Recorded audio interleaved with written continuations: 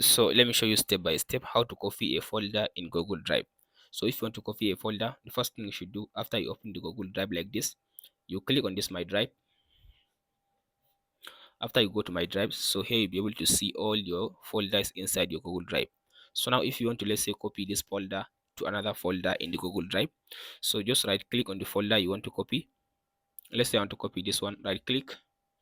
After I click on the right click, then I'll go to this Organize and then click on this Add Shortcut.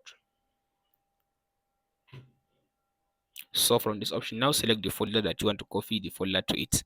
So let's say I want to copy this folder to, let's say, my farm. I'll click on this option and then click on this Add button.